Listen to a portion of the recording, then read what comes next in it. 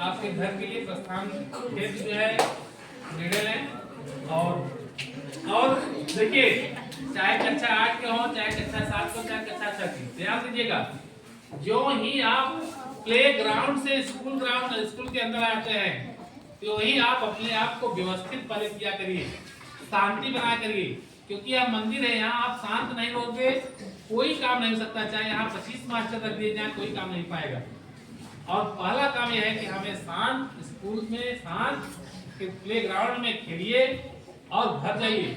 यहाँ आप चिल्लाएंगे कोई काम तो 1 घंटा 2 घंटा चिल्लाते रह जाएंगे, एक भी काम नहीं होगा। इसलिए सबसे पहले शांति का प्रतीक आप लोग जो है शांति का पहचान लेते हुए धन्यवाद गुरु जी।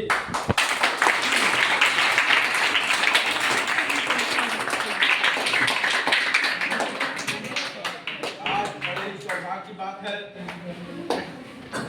सरदार वल्लभ भाई पटेल की जयंती के अवसर पर यह सौभाग्य हम आपको प्राप्त हुआ है कि यहाँ पर उपस्थित होकर इनके प्रति श्रद्धा सुमन अर्पित करने का सौभाग्य प्राप्त हुआ।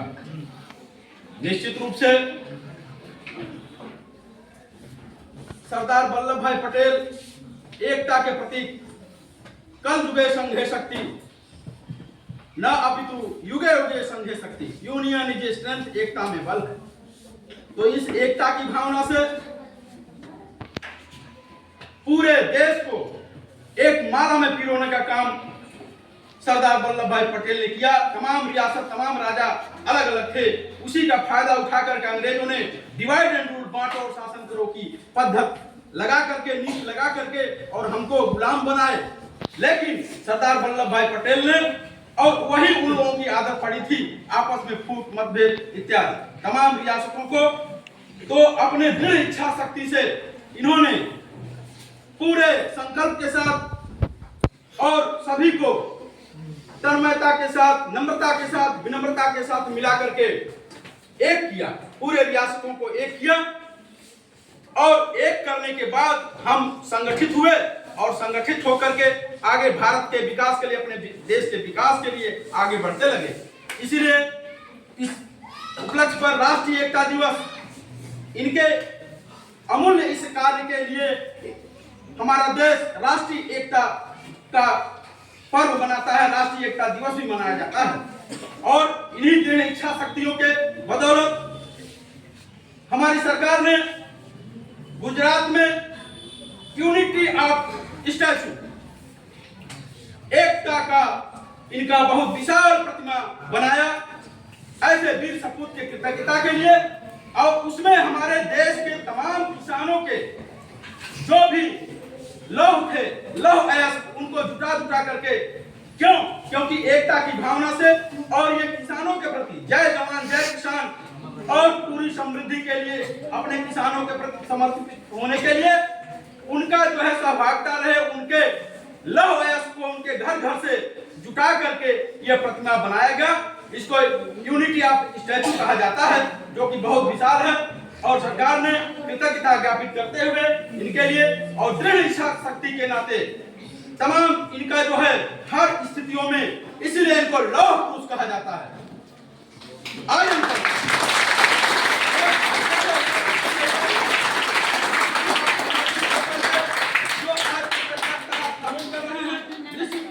विषम परिस्थितियों में आज प्रकृति के ऐसी आपदा युक्त स्थिति में, ऐसे परिस्थिति में आप लोग यहाँ पर आकर के उपस्थित हुए। निश्चित रूप से ऐसा प्रतीत हो रहा है कि हमारे यूपीएस लोकमनपुर के बच्चे सच्ची श्रद्धांजलि देने के लिए 100% लौह पुरुष के प्रति लौह दृढ़ इच्छा शक्ति के साथ आज इस सभा में उपस्थित हुए हैं। उसके लिए ये कोट से धन्यवाद के पात्र हैं।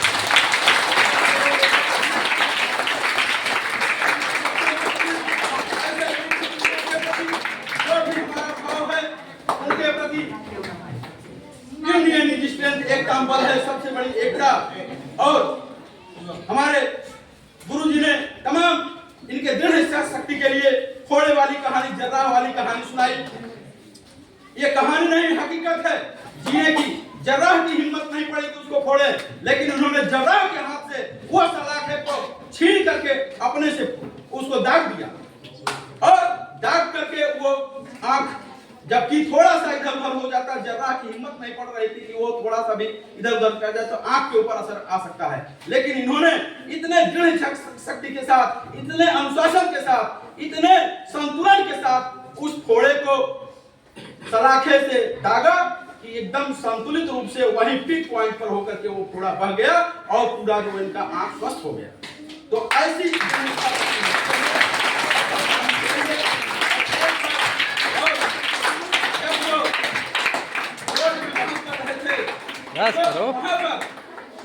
जो प्यून ने, चपरासी ने आकर के पत्र दिया, लेकिन उससे वो विचलित नहीं हुए और उन्होंने कहा कि निश्चित रूप से बाद में जब पूछा गया, अपना बहस किया, अपना कर्तव्य निर्वहन किए। इसके बाद जो है, जब बहस करने के बाद खाली हुए तो उस तार को, टेलीग्राम को देखा तो उसमें इनके पत्नी की मृत्यु की सूचना थी। इसके बाद इनका आंसू बहने लगा, श्रद्धान्वित हो गए। तो लोगों ने पूछा, आप 2 घंटे तक बहस किए, आपने क्यों नहीं उस समय इसका प्रभाव आपके ऊपर पड़ा? कहे उस समय मैं जिसका बहस